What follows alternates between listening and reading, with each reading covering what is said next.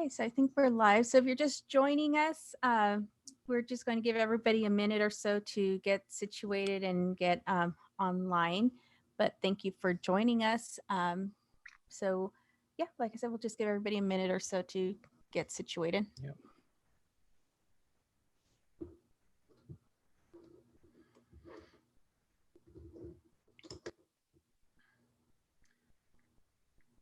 As in past weeks, please feel free to have your questions in the chat, although it's a little different this time around, obviously, because we're talking about something much more current, and we'll kind of talk about that as we get going. But if you have questions that are applicable, please share them in the chat. And obviously in the chat, feel free to talk amongst yourselves as well as we go on and comment and add conversations in there. Glad to have you aboard. Hi, Tom, Kenzie, Martian Girl 88, Hendel. Thank you. Tim. Hey, Tim. Hey, Hendel, we missed you last week, Hendel. Thank you guys very much. All right. So we go ahead and start to do the intro. Sure. Go for it. All right, we're going to go ahead and start the podcast intro. As if you haven't tuned in with us before, this will also be an audio podcast in the next day or so on our podcast channel. So obviously they won't have the visuals to go with it, but the audio will make its way over there too. So I'm going to go ahead and do the podcast intro, and then we'll start the show. Welcome to Parks and Cons, a companion podcast, the parksandcons.com website and YouTube channel, where we discuss cons, theme parks, collecting, and other fun stuff. It's April 23rd, 2020. I'm your host, Sean. I'm here with Carmel. Hi there. And Ted. Hello.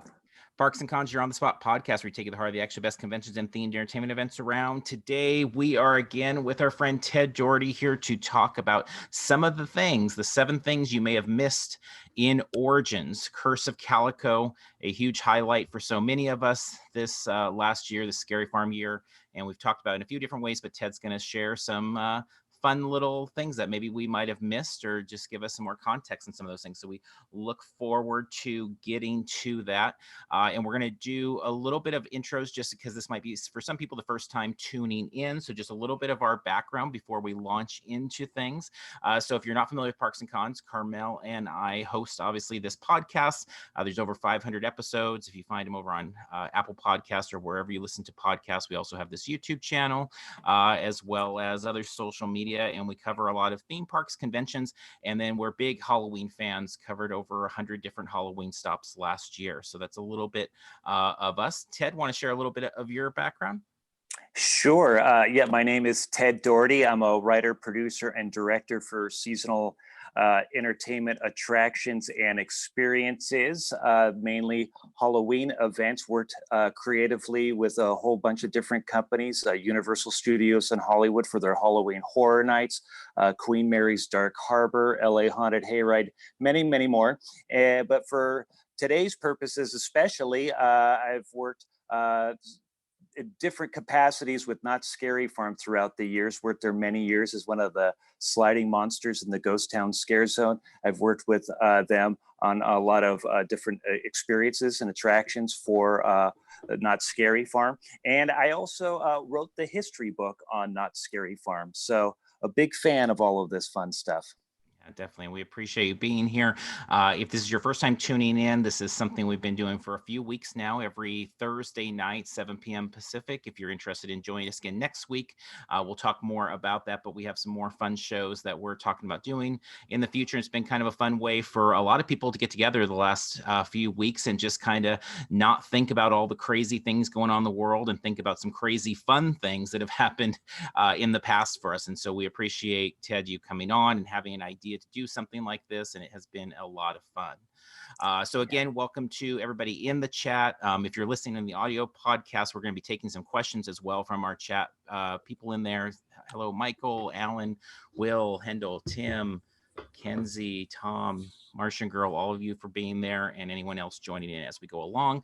If you are following with us on YouTube, we definitely appreciate if you like the podcast, if you like the video that you're hearing, if you like the show tonight, please do that, and please share it. So before we get into Ted's 7 things, one thing new that we're going to kick off with this podcast, and something we're going to be doing on the shows just in general, is kind of in the vein of what we did. If you listen to our last show, our last podcast, audio only show, we had a segment about kind of Halloween hope is what we called it. And it was just sharing some cool things that we saw, some of the home haunters posting, like Tim, who's in the chat today, some of the things that are going on at the farm and things that Larry Bones is talking about with Into the Black and the Bloodshed Brothers. And we thought we'd have a little segment that starts every podcast that's maybe just 1 or 2 minutes. Who knows? It's just a short thing, but just of some cool things we came across, and we're calling it a dose of hope, kind of a much smaller, more Parks and Cons centric type of thing, like what John Krasinski's doing with his Some Good News, which is a really cool show. If you've not checked that out, what he's doing on YouTube, just highlighting some fun things. But so if you are working on things out there that are fun and hopeful and things like that, let us know, and maybe we can include them in future shows. But I did want to share. Oh, go ahead. I was just going to say, or if you all have come across anything that brings you hope, share it with us, and maybe it's something that we can share as well, whether it's haunt related or not. Yeah. Just what's out there that is making you smile, because I think we can all use a bit of smiling things and some inspiration these days. So if you come across it, send it our way, comments at Parks and Cons, and maybe we'll be able to share it with others. Yeah. And I find right now it's such an uncertain time for conventions and theme parks, because obviously news changes daily and there's not a lot that we can just hang our hat on. But I find for myself getting a lot of kind of excitement or hope. And we talked about that again the last podcast, just from a lot of the home haunters and seeing things that they're working on, and seeing people talk about what they're doing. So 2 quick things that I had here. One, from Corona Haunt, they have announced that they are doing their Halloween. They do a Halloween light show to kind of kick off the season. And so this year it is Trick or Treat, the beloved film themed, and it's going to be on September 4th. And the way they do their haunt announcement of the theme of the maze that comes later in the season is they announce it at the end of their first light show. So they do this thing September 4th. Last year was our first year visiting Corona Haunt out in Corona, California. You can find out more about them at Haunt of Corona if you want to find them on Instagram or Twitter. But it was just exciting that, hey, they announced the show. Obviously, that's something that can happen with social distancing. So no matter what happens, we've got this Halloween show on September 4th, which is exciting. And then the second thing that came in was from Nightmare on Hickory Lane. They are working away on their haunt there. They did quite an amazing, which Ted, you didn't get to see it last year, but Rochelle went with us, and they do this amazing, I don't even remember how long the show was. It was like 15 minutes or so of just all, it was like 15, 20. Yeah. All sorts of different media, props, characters, all sorts of crazy stuff going on. It was an absolute delight. But you can find them on Nightmare on Hickory, and they are doing some of their sketching out and showing what they're working on. And they said Halloween is going to be a big deal for them this year, that there's no thoughts of delaying. And again, it's a show type element there. So much like yard displays and things like that. It's something we know we can count on for sure. In fact, they said no stopping Halloween at this house. Halloween is light at the end of the tunnel for us. We've turned off the TV and began creating good things to come in there. You will love what you guys are doing with the YouTube and podcast. Hang in there. Thank you. And so definitely, if you have other things that you guys are doing out there, we appreciate. I think in general, we've talked about there's so much kind of just generally negative in obviously all sorts of feeds, whether it's Twitter, Facebook, Instagram, whatever. It's fun to see people creating and things that we know we can look forward to. So if you have a dose of hope in any area that's related to Parks and Cons, let us know in the weeks to come. But with that, let's get to the main course here and get to the things that Ted, I feel like this is the show that a lot of people have been waiting for. I feel like since the very first episode, as we were talking about, our favorite mazes, and we're talking about things from the 90s or whatever, and people are like, but what about Origins? What about Origins? So people have wanted to hear more about this. So we will go ahead and turn it over to you, Ted, to give us maybe a little bit of an intro here, maybe help us also for everybody in the chat to understand some of the guidelines, because there's obviously some limitations of things that you're able to talk about. We don't want to get you into any trouble for anything and stuff like that. No, yeah. Well, first off, listen, I appreciate this. I appreciate being on. When we first started doing this, the idea was to create this fun diversion, kind of get our mind off things a little bit. And it's so nice that people are joining us and following along.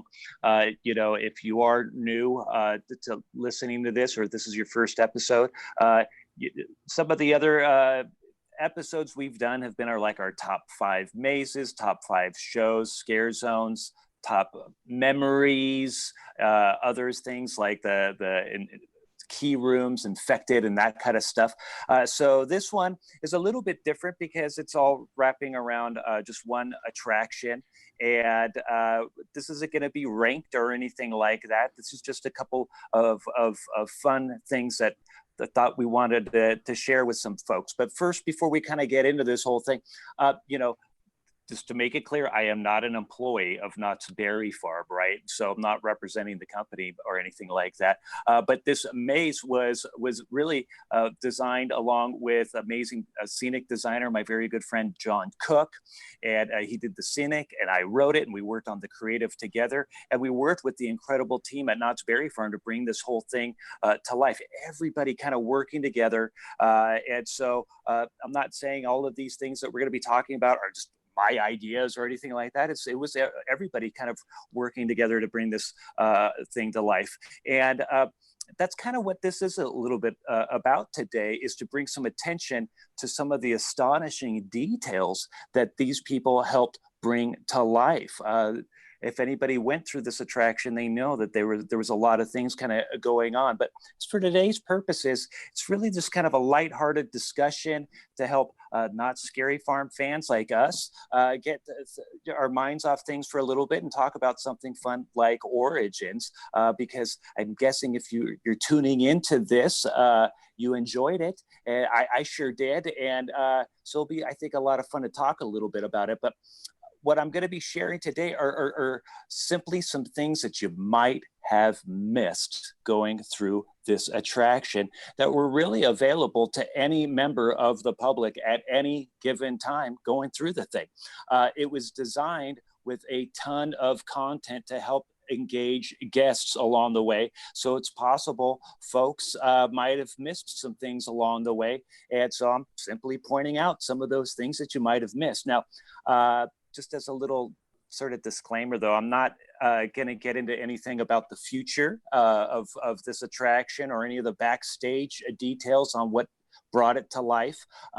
So I'm just going to say that because I'm sure all you guys tuning in will understand all of that stuff. But hopefully, maybe the next time you go through Origins, the things I share today might help enhance your experience that much more. But be warned, spoilers ahead.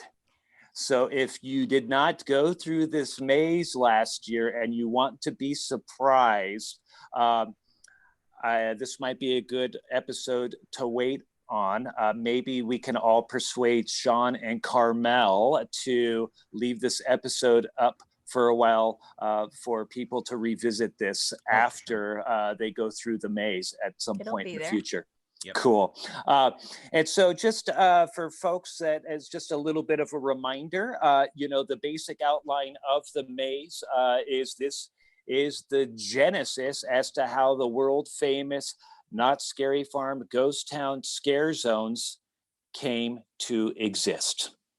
The story is about a woman named Sarah Marshall accused of witchcraft and sentenced to death by hanging in the town of Calico in 1885. And despite her proclaiming her innocence, just as she is about to be hanged, she reveals her true colors as an evil witch and curses these horrible townsfolk who's probably just as evil, if not worse, than she is. And she curses these horrible townsfolk to turn into monsters every October. But before they could hang her, though, she mysteriously disappears in a puff of smoke. And this maze Origins takes place mere moments after her disappearance. So the experience begins with the town frantic to find her, to finish this job of executing her. And as the attraction progresses, unfortunately for the town, so does the curse as they morph into the monsters that we've come to know and love in Not Scary Farm's Ghost Town. So that pretty much brings us up to speed. So you guys, yes, go ahead. I was just going to ask, did you have much input in the opening moment of Scary Farm last year? Or did they just kind of, because that kind of feels like it kind of was a good segue. Yes, starts the story of Origins. Yeah, it was a great segue, and I loved it. And I believe the first time I ever saw it or heard it or anything, I was standing next to you guys on Yeah. opening night Right. when you guys were filming it. Yep. So I was certainly familiar with the actors and the characters. I knew that they were going to be doing something, but and I knew that it was going to be tied to Origins, but I did not know what the content was or anything like that. And so I loved it. And I mean, if you really just as a side note, they've never done anything like that. Well, I mean, I think I was going to say they've never really done anything like that that ties so much to one centralized attraction, but actually they did something similar that year that Carmel was talking about when they introduced Infected with the helicopter and all of that stuff. So they kind of have done a little bit of that, but this was very much the heart of Origins, and it was an invitation to go through Main Street and head over to Boot Hill and see this attraction. Definitely. All right. So my number one thing that you might have missed. One of the first things folks may have noticed when they were going through the beginning of the queuing area, especially over on the Boot Hill side, because if you had the freight lane, the fast pass or whatever to get, you would bypass the Boot Hill area and go straight into the attraction. But if you went through the whole line area, the whole queuing area, right at the entrance of Boot Hill, you may have noticed that there were various characters that were engaging the guests. There was a deputy, a gravedigger, undertaker, and the mayor was up on the gallows when they kind of neared that front entranceway. And each of these characters provided some key information as to what the guests could expect inside the maze and kind of establishing what the heck is going on around here. I loved each one of those characters, and I totally adored all of the actors who brought them to life, because they really each put their own spin on what was happening and with the information that was provided to them. One of them went a little even extra, and that was Phineas the Undertaker. And there was a couple actors who portrayed Phineas, but he was the one I was thinking of as the tall, slim actor, kind of really roaming around the queuing area and outside the maze. And he kind of really took this character to heart. This character, the Undertaker, was happier than anybody as to what was going on in the town of Calico. People were dying. All of this chaos was going on, and mystery and all of this spirit stuff, everything that was presumably being caused by Sarah Marshall's witchcraft. But the Undertaker was really kind of unfazed by any of that, because business was booming. Because now he could sell all these great coffins and all that stuff. So this one particular roaming Phineas, he was really into it. He was walking around, measuring people with like the measuring tape and everything to kind of get people fitted for their appropriate coffins. But for the few hardcore fans, if they asked this Phineas the right question, he would give them a free souvenir button that said, "I was fitted by Phineas." And it had a picture of him and a coffin. And it was just a simple, super fun way to provide a little extra enjoyment for these fans going through this long queue. And this actor did that all on his own. He got it approved. And it was just a special thing for these folks. Now, will that actor be back doing that again? I have no idea, but I thought it was a cute idea. And if anybody never got to see it, if you could take a look at it, I know the text is backwards and it's a little dark, but this is a sample of the button that was given by Phineas to these guests. So I thought it was really neat and a fun little interaction. And so that is one thing you might have missed going through Origins. And that was something that we missed until well after the season, and you mentioned it to us, because going through I don't know how many times last year we actually went through the entire queue, but and we had interactions with him. Yeah, he was but great every time. He was measuring anybody in our group and kind of pulling people to the side to talk to them, and was just fantastic in such a good way. Obviously, all of the talent in the queue were so good at kind of distracting you from waiting in a line, because obviously it was a very popular attraction, and so having that, it gave you those multiple experiences. Yeah, Mitchell commented that he loved the projections of the witch cursing the townspeople, and the townspeople in line were amazing. He loved the undertaker that was in the wheelchair. He loved seeing the differently abled people at Scary Farm. So I don't know that I saw that undertaker at no. any point. So that was the other Phineas. Okay. In the wheelchair. And so and he was fantastic too. He had his own total spin on the character and this great accent and everything like that. But leading on to the next thing you might have missed is something that was just mentioned, those morphing shadows that was over behind Boot Hill. And so if you went through the queuing area, went through the Boot Hill area, you might have seen a silhouette, projected silhouette of Sarah Marshall, sort of on this left large wall that kind of houses the electronics, I guess the engines for Pony Express. And she would appear every now and then and say part of her curse and kind of conjure this energy and just throw it. And what she was throwing it to was on the opposite side, sort of over where the Calico stage is now. On the side of that stage is a big wooden blank wall. And over there, people might have missed the morphing monsters. And there, we had townsfolk that represented everybody from like cowboys and bandits or prairie folk or a farmer or whatever with a pitchfork, and they would get hit by this energy. And these folks would also be in silhouette, but then they would be kind of struck and then morph into ghost town monsters. And so the kind of a little fun fact with that is a lot of those monsters in those silhouettes are actual monsters that you could see in Ghost Town during the month. And and they're wearing the same faces, and you can see characters that, the silhouettes, if you know the monsters well, you're like, oh, I think I know who that is. And a kind of a fun little thing too was that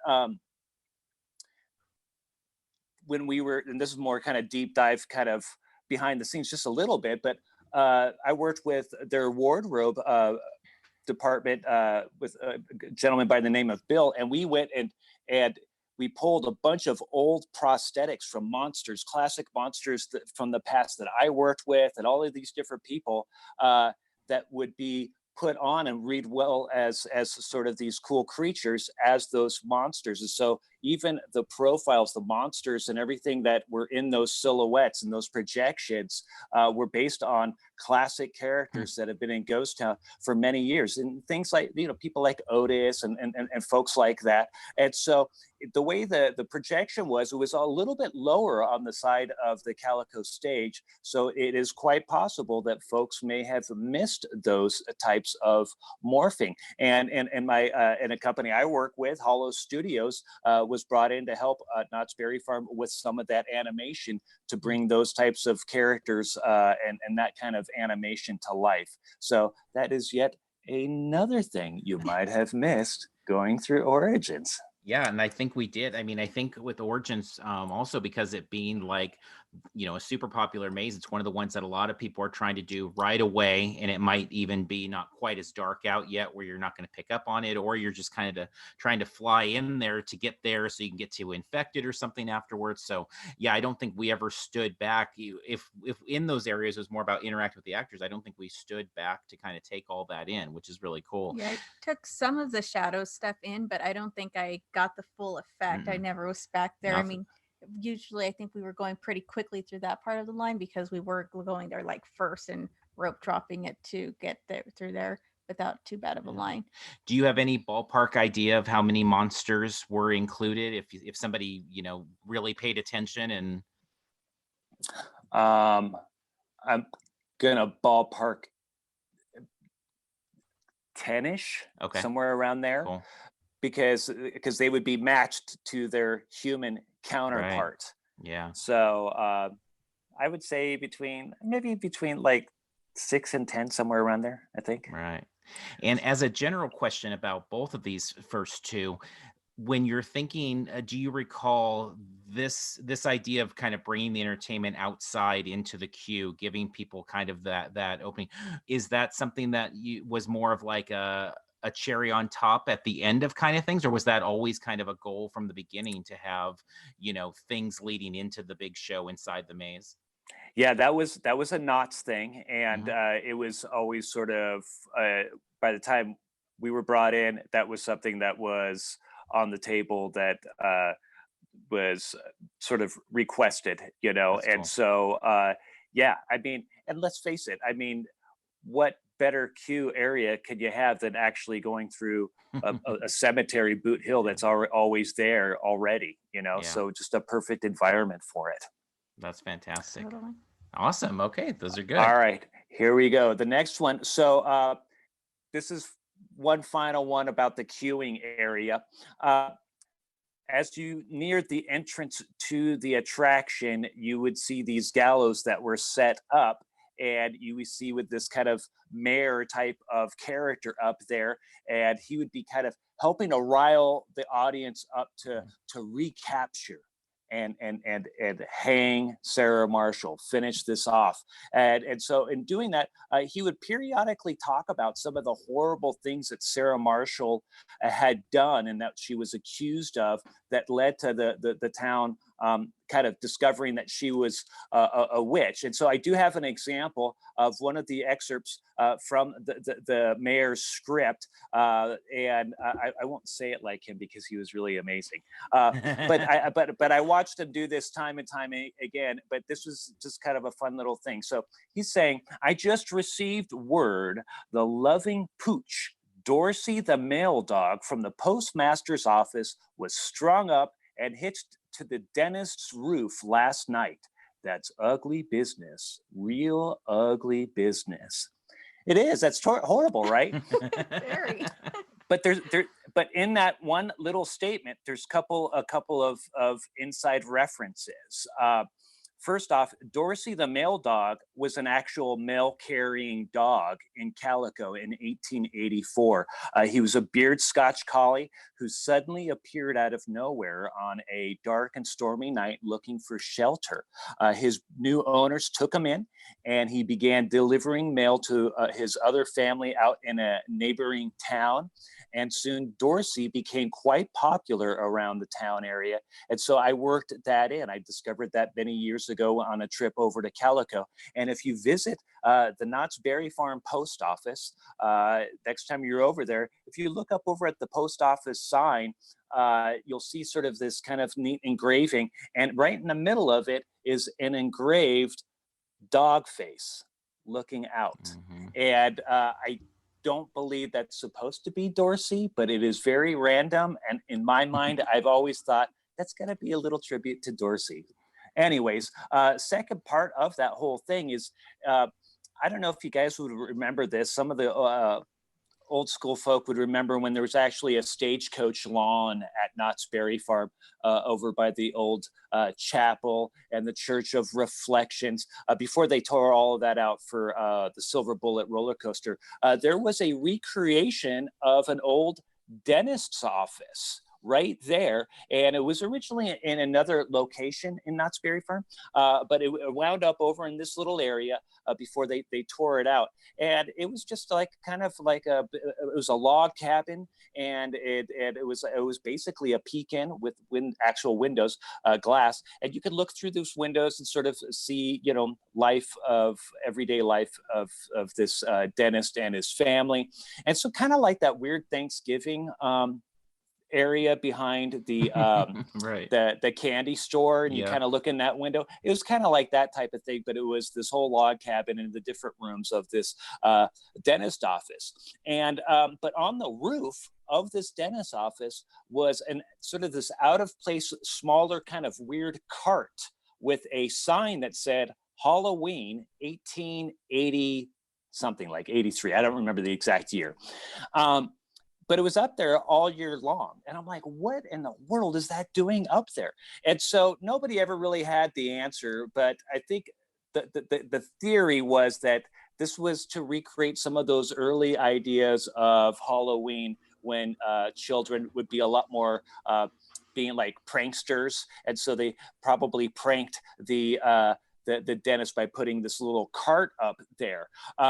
And so that always sort of mystified me about that little dentist's office. And so I combined those two elements of Dorsey, the mail carrying dog from Calico, and that weird Halloween sign on the roof of the dentist's office into this one little statement said in a flash by the mayor up on those gallows. And so just as a little FYI, all of those roaming characters out there with all of that information, that they had all of their text, their scripts, all of that stuff is peppered with that type of content that's tied back to Knott's Berry Farm history, tied back to Scary Farm history, tied back to Calico history. So maybe you could try and catch some of that stuff next time around. So that was my next little fun fact.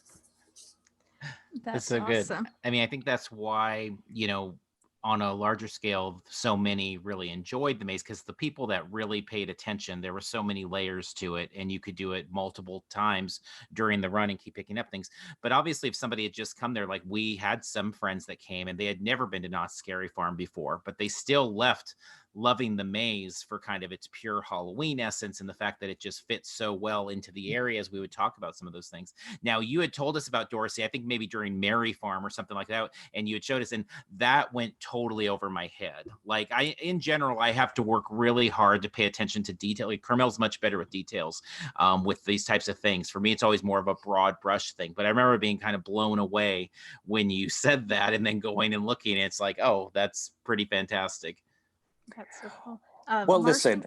Oh, go ahead. Go ahead. I was just going to say, Martian Girl 88 said, I had gone to the actual Calico last year in the summer when I was there. When I was in, I can't read. When I was in line, I was freaking out about Dorsey. I posted about it on my IG on Halloween. This was her favorite detail from KSF last year. That's great. And so listen, I realize that for any of these types of attractions, it is littered with so much detail that a huge percentage of people will never, ever know. But I know, and the purists and the hardcore fans will hopefully discover it, because it's all for them and for the people and that are going to care about some of that stuff. And for all of the others who don't really care, it's there, and maybe it enters into some sort of subconscious level, and at least they know that there was, so hopefully, this heavier level of immersion that they kind of went through and experienced going through the attraction. Yeah, I definitely think that worked. Hendel had said in the chat, love to be able to see those scripts, and then Mitchell agreed. And I think that's the thing with, like, we'll never see those things, but the fact that those are the types of things that we could have a podcast like this to talk about this, to think about scripts, it really speaks to the richness of the attraction overall, I think. I'd like to think so, and even though the scripts are not available, the show is there, and so whenever when Knott's Scary Farm comes back and all that stuff, and Origins is there, this is information that like I was saying at the beginning, that hopefully next time around it's that much more of an enhanced experience for the folks. Love it. Yeah, all those characters were so great in the line to help pass the time and stuff, but in particular, was it the mayor that was up with the gallows? Yeah. So he, I am sure there are a couple of them that are actors who portray him, but the one that was usually there at open, I don't know his name, but every time I saw him, he was doing such a great job engaging the crowd. And I mean, at times I saw him like where he had the line of people in the queue, just like chanting one thing or another, hang the witch and whatever else he was getting. He was so amazing up there, keeping everybody engaged and focused on him, and a total distraction from the fact that they're in a decent sized line. So yeah, that was all cool to see all those actors there. Just he did such an excellent job. They all did, and that's why I'm saying I just adored them. But are you guys ready for another? Okay. So All right. So if you went through the maze, you may have noticed that sort of spread throughout the attraction were these mirrors that were set up where Sarah Marshall would appear, and she would be spitting out excerpts from the curse. This was part of her curse. And the content that she was saying was pretty much very closely tied to what the content was in the particular rooms that the mirrors were in. So for example, this is no secret, but like the the prisoner character in the little jail area that was based roughly on John Cook's prisoner character when he was in Ghost Town. And then the following room was the bank shootout between a banker and a werewolf, and the werewolf was based on my character Rage when I was in Ghost Town, even though it turned out to be a little bit different of a look. And then even in the following vault scene with monster kind of reaching out of a hole in between, bags of cash and stuff, was based on my scare partner Gemini. But so in this sort of scene, this bank shootout between this werewolf and this banker, there is one of the Sarah Marshall mirrors right there, and she periodically comes up, and I'll say her quote. And I'm not going to say it as convincingly as Sarah Marshall did by any means, but here it is. It says, "Your rotted spirits whisk in a dark spree. Werewolves howl and scream to eternity. My curse forever fills the full moon red. Bandits and cowboys, your blood shall shed." So obviously there's bandits and cowboys right there in front of her. There's a werewolf that's right there in front of her. And there's been werewolves and bandits and cowboys for years at Not Scary Farm's Ghost Town. So that's just one example of all of those different mirrors that are spread throughout the attraction. So maybe next time you go through it without holding up the line or anything like that, you can try and catch some of the things that Sarah Marshall is saying in that curse in those mirrors to get some more information about what's transpiring. That's fantastic. I did not catch that at all at any point. Did you? I don't think so. I mean, yeah, I not that it stood out. Yeah, I mean, and it's interesting too, because again, the layers, because obviously there's so much going on with the actors popping out and all of the sound effects and everything, and is that extra layer there. In the chat handle, it said this, because this is what it reminds me of the level of detail that, the layers there. He said, if it took 2 years to write your first haunt book, Ted, the 50th needs a new edition with just a chapter alone on origins. Perhaps, who knows? Yeah. All right. Well, this next one isn't as subtle as these others, but this is something that a lot of folks did miss, which is placing the haunted shack inside this attraction. Obviously, it's not necessarily a huge mystery to the hardcore fans, but a lot of people did miss it. The sign placement for that original, that recreation of the original haunted shack sign, it was placed where you almost couldn't see it until you were like right in front of it. Plus, you did have a kind of a creepy monster around that area that would kind of, deter you and kind of shoo you along, and made a little bit more things a little bit more chaotic as you were trying to get in. But once you entered the old haunted shack, there was floating water buckets and all that stuff that were all tributes to the original haunted shack attraction at Knott's Berry Farm. And those were things, if you had never been through that original attraction, well, maybe these were just presumably being powered and floating by the magic of Sarah Marshall's curse. But something that may have been easier to miss in that area was the skeletal remains of Seymour, the master of macabre, propped into a chair attached to the wall. So for folks who don't know, Seymour, the master of macabre, was the very first host at Knott's Scary Farm. And the original haunted shack attraction had a little gag where there was a chair kind of propped to a wall that was kind of mysteriously floating there.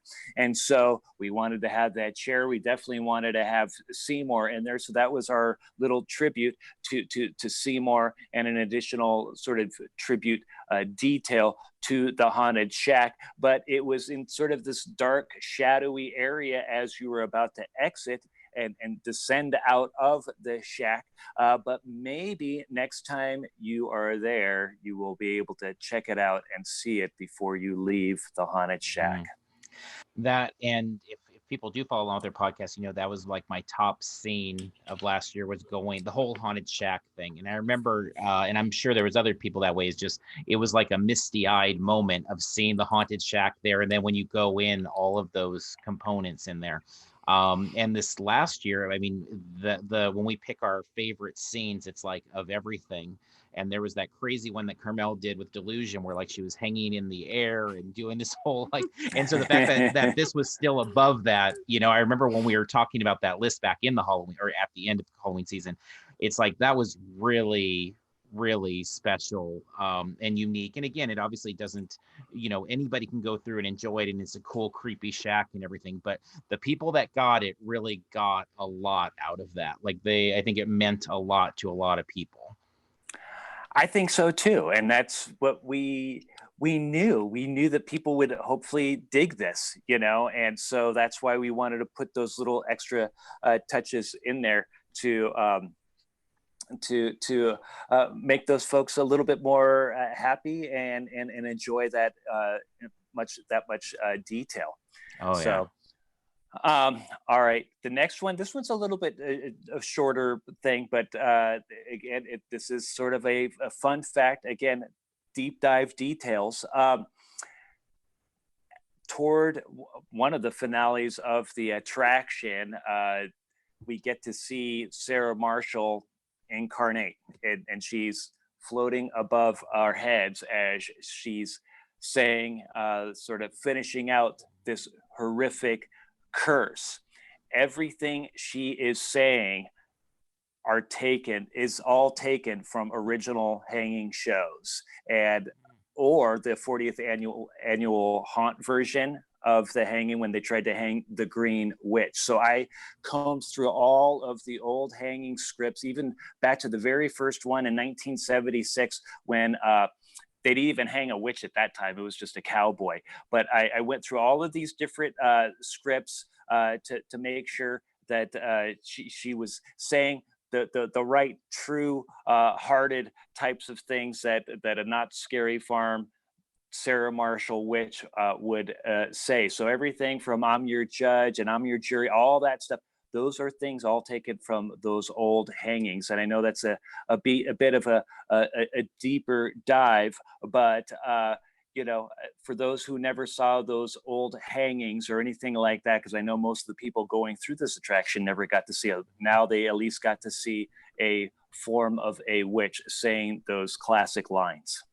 That's fantastic. I didn't know that either. I remember the first night we went through that section, we thought, well, this is going to be really tough to get people to move through, because everybody wants to stop and see the witch and hear the witch and all of that.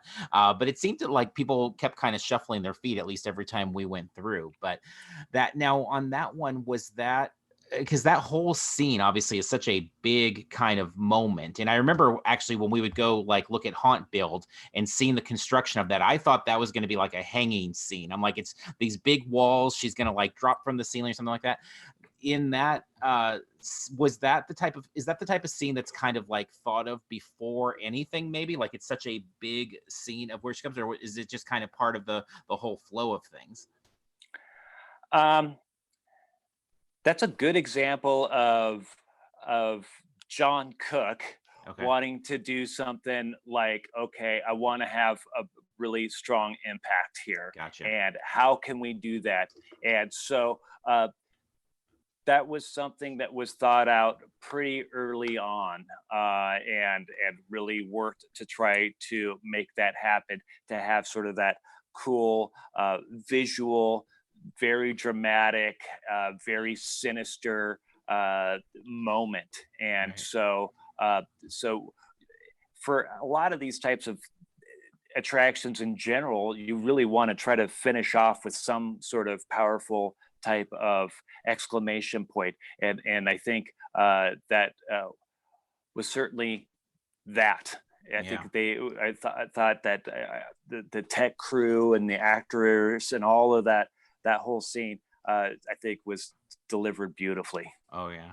And something as the run went on, what I noticed the last few times that we went through is, and I don't know if it was a different actor, I don't know if it, but the actor in the next room towards the end of the run a lot of times was crouched down really low. So like you went from looking up and then you come in and you're kind of looking straight and now it pops up right in front of you. And that may have just been haphazard in the times that we went from the beginning of the run to the end of the run. But I remember thinking that it was such a cool thing. The whole room and the transition is fantastic in the first place, but then it's felt like this actor or the talent had kind of adapted this new way of of jumping in there. It was a really fun kind of move from one spot to the other. Yeah, I just thought those actors were throughout the board were just incredible. But I loved.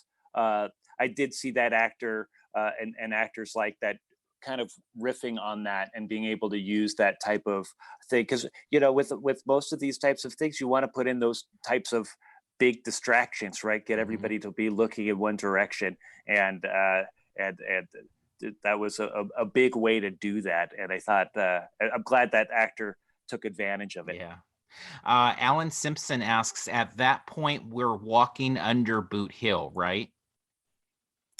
At that point, you're kind of exploding out of it. Yeah. Okay. Makes sense. Yeah. Perfect. These are great. All right. This is the last one already. Yep. I know. Okay. So, I think we've talked about it in the past on other episodes, and so if people are interested in other things about Origins or whatever, you could tune into some of those. But just to kind of reiterate, there was my website that I've helped create 20 years ago. There was a story named The Haunt Veil that I wrote years ago to help monsters create their characters. And that old Haunt Veil story states that the witch banished these creatures into Boot Hill and to rot away for 88 years. And they could rise again because this all took place in 1885. So you can look at the ghost town sign when you enter Knott's Berry Farm. It's all 1885. But they would rise again in 88 years because of a chosen one. And so this chosen one would unlock the key to Boot Hill before the creatures could be freed once again. And that chosen one would need to locate a local shack in Calico and open the door to the outhouse. And the dead and the creatures would rise again and would do so every autumn.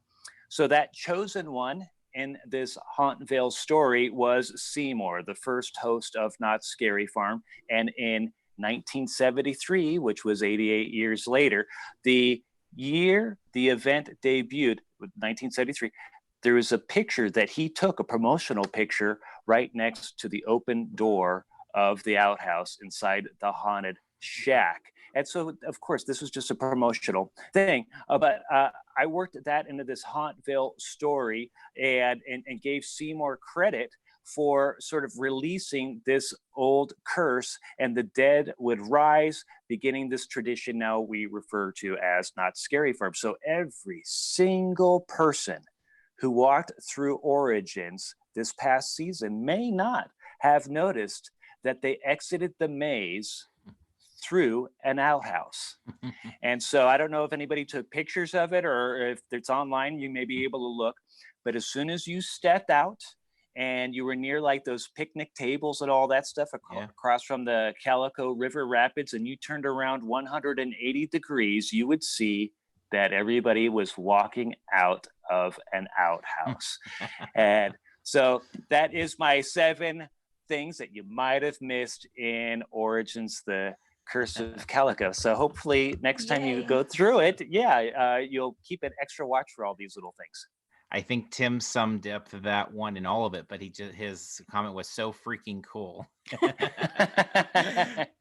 You never told us that one. That one again went over our head. I mean, opening really? night, Yeah. I spent a decent amount of time sitting on those tables because, in particular, one of the times we went through, I think you guys, I think you were kind of leading a group and kind of pointing some things out, but I somehow ended up in the front of the group. So I was out there waiting for you all to come through the maze. You guys were taking forever. And I never noticed that it was an outhouse that you guys were coming out of. Now I'm very perplexed by that. I feel like I need to go sit there again. And that's so cool. weird. Yeah.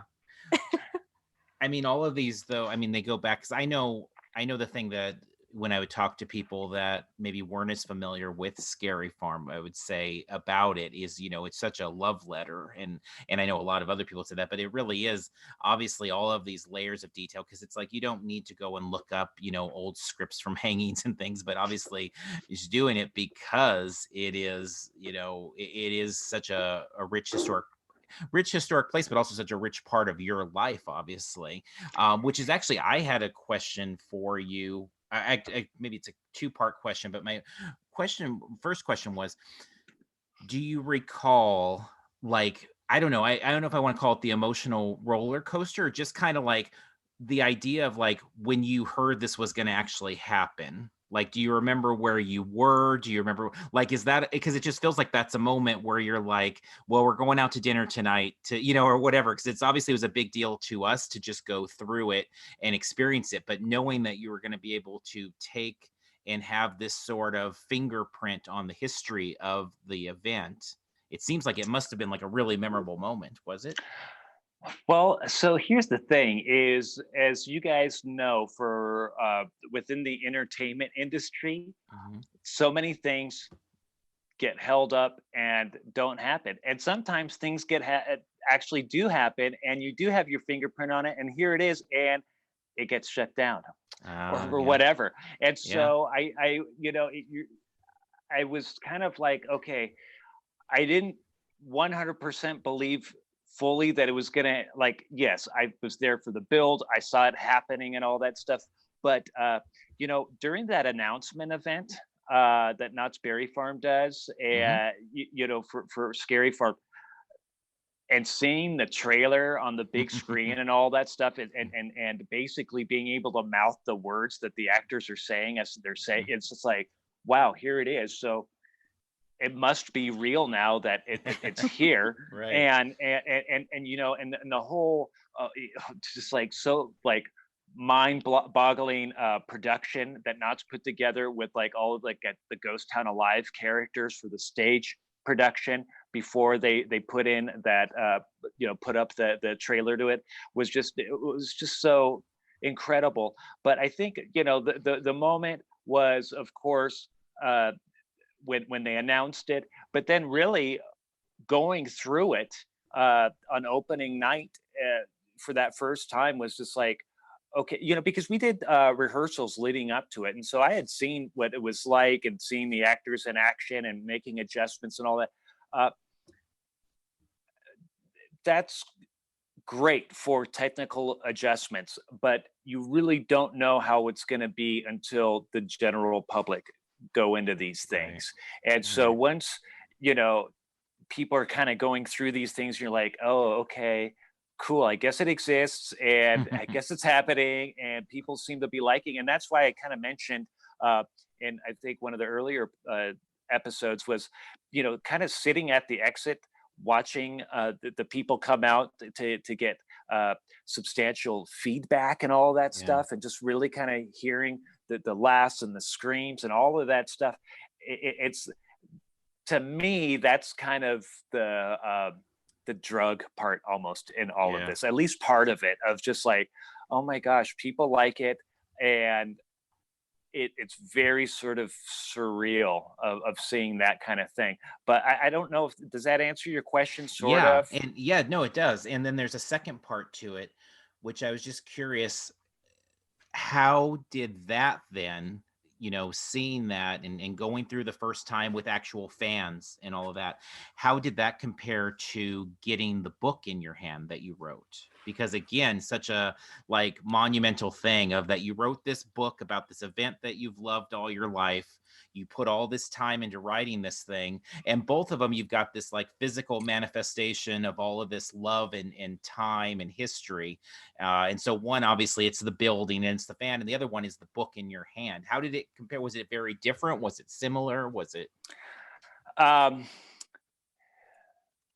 It's different, but that's a great question. It's different. So with the book, it was very internal, very me. Mm-hmm. With any attraction, not just Origins, with any attraction, it is such a team effort, and there's so many ebbs and flows of the attraction coming to life and all of that. It's more of a shared experience. I would probably say it's something similar. Maybe I don't know. I'm not like a marathon runner or anything like Right. that, but it might be something similar to like a marathon runner winning their award for getting first place or whatever, versus a team sport of like football or basketball winning some sort of award or whatever, because you're sharing it. And so I can't say I enjoyed one over the other, but I don't know. I mean, because I think both, anytime with any of these attractions, with any of these, with anything like with life, right? Like they all sort of become part of your past, your legacy, and all of that stuff. So I don't know. I can't say one is better than the other, but I can say the feelings were different, very positive, but very different. Right. Yeah, when in hearing you talk about either of them, I mean, obviously it's very different than like what we do with Parks and Cons, where this is your profession, this is how you're, paying bills, and that's not the same for us. But I know there are things for us, as I said before, like once we've done them, it's like, well, this is something, because now even if everything got taken away from us, we did get to do this thing, and if like for some reason you ever decided to step away from these things, you're like, well, I always had the book, or I always had Origins, that these are really big milestones. And not that it makes you, complacent or not want to do more things or great things, but it's just kind of neat because you have those things in your pocket. And that must be pretty surreal, I would imagine. I think it. I mean, well, for me, I'm proud of all of the different things, but I think overall, I might have mentioned it somewhere at some point, but like any of these attractions are sort of kind of like kids, like your children. So you're like, for whatever moment in time, even if it's something like some of these short marketing experiences, experiential marketing types of things that we've done for American Horror Story or whatever, they'll last just a day. Yeah. But in that moment of time, I'm obsessed with it. I absolutely love it. And I will always have extremely fond memories of it. And same with any event or whatever. So I kind of put all of the attractions and all of that stuff. Yeah, I mean, they're fun. I'm happy that people enjoyed them. But I think part of the attraction with the seasonal entertainment world is these are just temporary experiences that come and go in a flash, and so we're already on to the next thing, and as opposed to something like a multi-zillion dollar permanent theme park attraction that's going to be around for 10 years, but you spend, or 20 years, but you spend 5 years on developing it. In the haunted attraction Halloween theme park world, we don't have that luxury. You got to make your decision. You commit to it. It opens. It's great or not, and it's gone in a flash, and then you move on to the next. And so I don't know if that kind of answers but your statement and stuff, but I mean, it's kind of the way I look at it. Right. Well, it's good, and maybe I'll just throw in here because it's a good kind of it connects to, because next week we will be back again Thursday night, and we're going to talk about a pretty fantastic night of home haunt hopping that we did in Santa Clarita. That, and Tim Fowler from the farm is in the chat right now, and he helped facilitate all that and set up. And we're going to talk a little bit about that night and kind of what a haunt hop is like for parks and cons and what we do, and some of your thoughts on that. But what you just said to me is why I know we've talked about before that we really love, is it just is mind-blowing how much effort goes into these things that are open, you know, in the case of Scary Farm for these few weekends, you know, in the case of these home haunts, some of them open for 2 nights or 3 nights or things like that. It again is such a work of love there. So if you are tuning in with us live, or if you're on the podcast and interested, that's going to be very interested to talk about it that way next week with Ted, because we obviously podcasted about the night on our own, but I know we're kind of interested in looking back at it, but also hearing Ted's thoughts and interjecting that too. Now in the chat there was a couple, the Haunt Veil, people are talking about checking that out at ultimatehaunt.com, that's still there to be able to be seen if they're interested. It is. I think if you just Google, probably the easiest way, I know I've had to do it, is just Google the Haunt Veil Ultimate Haunt, and you should hopefully be able to still find it. And what I will do too, and maybe I don't know, like no pressure for parks and cons, but I will forward you the that picture of Seymour outside the Haunted Shack outhouse, because that was the inspiration of really, I mean, in the whole backstory of this entire thing, him opening that door is what sparked and opened up and freed all of those spirits, those restless spirits underneath Boot Hill. Oh, that's fantastic. That's great. Cool. Yeah, and so I think what the chat is saying, it's ultimatehaunt.com/information/the -haunt-veil, but we'll put a link to it in the description. They've got it bookmarked. But they found it. Michael Bondi is reading it now, he says. So okay, cool. And Will has asked for a petition for Origins to stay for the next 88 years at Scary Farm. Oh, that would be great. I would sign it. And Hendel says that the Seymour pick is on that page. Awesome. Yes, it is. It is. That is awesome. So last chance for questions. A little earlier, Hendel said that he was not ready for this podcast to be over, basically, or this video, I guess, in this case. But if you have any questions, here's your last chance. And there is a little delay, so you need to be quick if there's any other questions you have for Ted that he's actually able to answer. Otherwise, any other questions, go ahead and throw them in the chat.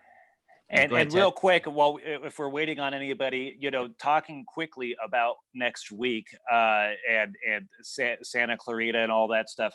I mean, we had such an adventure, but that was the first time, and we'll talk more about it next week, but that was the first time that I got to actually kind of sort of tag along with parks and cons in such a really intense dash to see so many of these haunts. And so I cannot wait to talk about them. I was so blown away by all of them, and I think that's going to be a really fun thing, because it was such an adventure.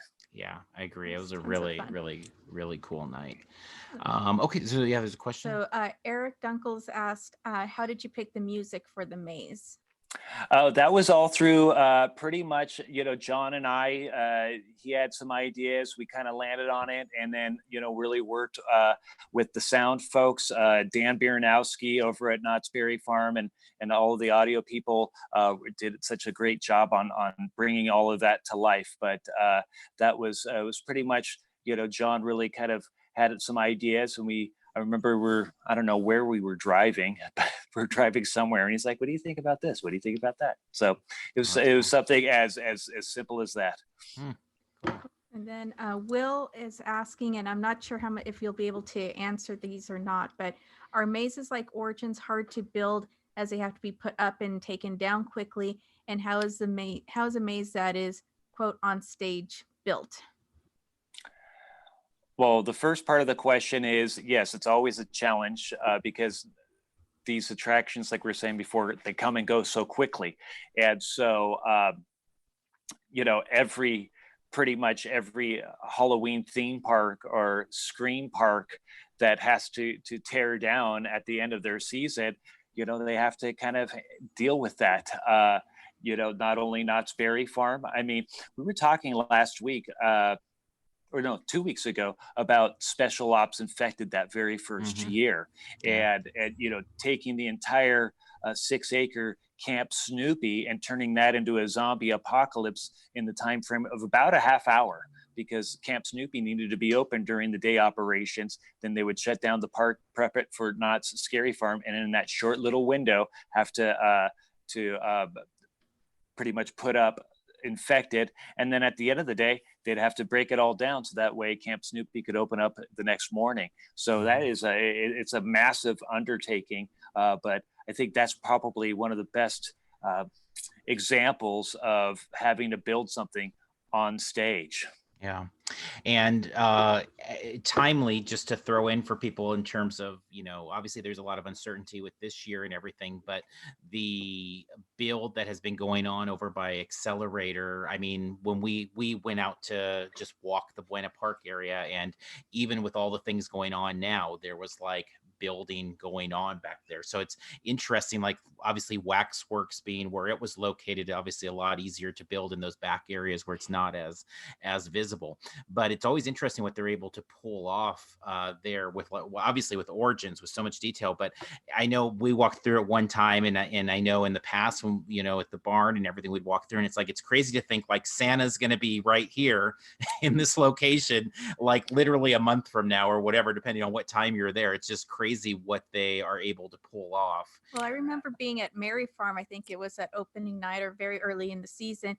And I think that's where we met Tom and Kenzie. And we were all just kind of standing there thinking, wait, is this where this happened? Or is this where this happened? So Santa was up there, but we were talking Origins because we were in the Wilderness Dance Hall. And so that's, of course, what we were talking about. Oh, yeah. I love being in there in Knott's Mary Farm this past season of just like, wow, here it was, and especially something as so bright and joyful as Knott's Merry Farm. And here's Santa, and Santa's basically right where, the heart of the haunted shack was, or whatever. It's just like, whoa, it's kind of crazy to see that. Yeah. And so Handel is asking, and again, I don't know if you can or can't, but he's asking, can you talk about the indoor-outdoor scene, like challenges of making that work? He said that was the one that really stunned me when I stepped into it, which, by the way, Handel, I totally agree. When we went into that scene, I was like, what in the world? And I was like really trying to focus on trying to figure out where we were in Wilderness Dance Hall, because it was so great the way you brought the outside in, basically, and it was really impressive. So I don't know if you can talk about it, but he's asking if you can. Well, I've always really been into dioramas. And really kind of liked that whole idea of things. And I certainly, we really had some discussions about like, okay, I wanted to be able to see something that showed the town kind of coming to life that was outside of the interiors. And so, all right, how do we do this? Well, we're going to have some sort of faux exterior type of scene, and so why not put it in the middle of this kind of thunderstorm, and let's do it with this kind of diorama type of feeling. And so that's basically the thinking behind it, on how it was, the thought was derived. Very cool. And then where was it? Mitchell? Yeah, Mitchell's asking, can you explain the devil baby scene? Well, that is another little, the devil baby scene. Well, at that point, the curse is really taking its stranglehold on everything. And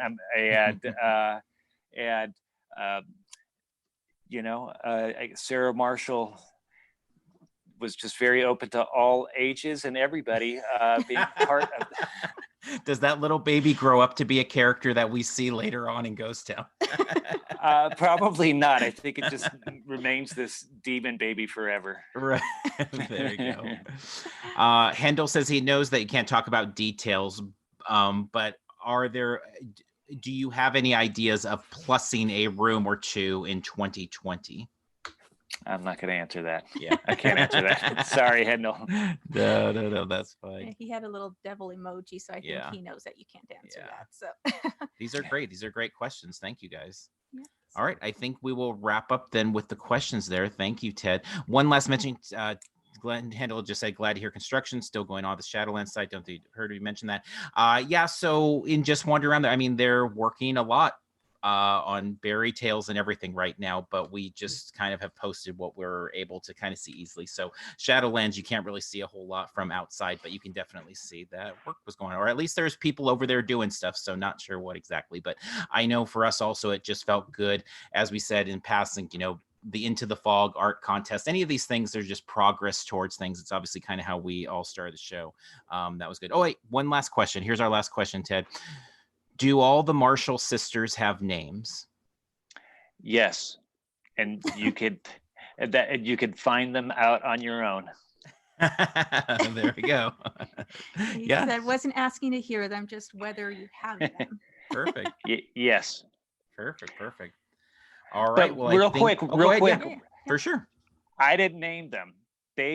Those names existed in the old hangings. Mm, So okay. Interesting. just a little fun fact. History there too. Cool.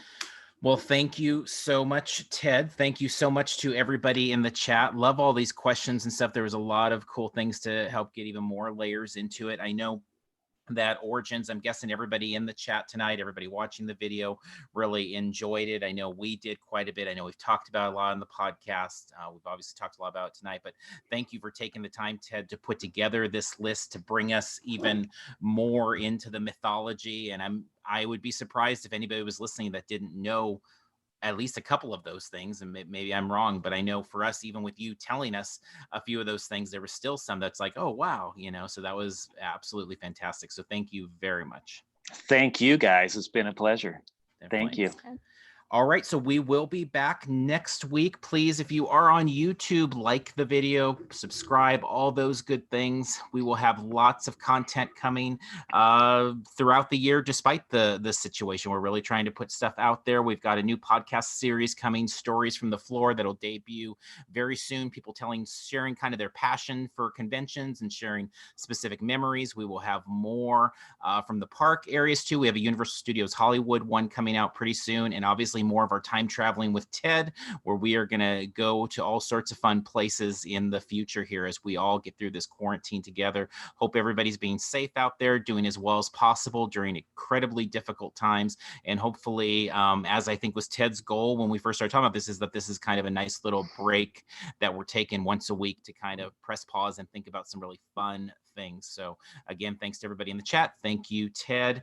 And we will see you guys at 7 p.m. if you're able to join us next week. So wrapping things up here, please consider joining the Parks and Cons crew. If you're interested in bonus content, we've got extra podcasts over there, lots of different Scary Farm things in there, as well as our Mighty Networks. If you've not already done so, please consider leaving us reviews wherever it is you find the podcasts. If you're looking for us on social media for more real-time updates, you can find us on Twitter, Facebook, Instagram, and of course, YouTube, all of them at Parks and Cons. Wrapping up, talking the 7 things you might have missed in Origins at Knott's Scary Farm. Until next time, we'll see you in line somewhere. Thank you, guys. Thank you, Ted. Thank you, everybody in the chat. Night. Thank you. Good night.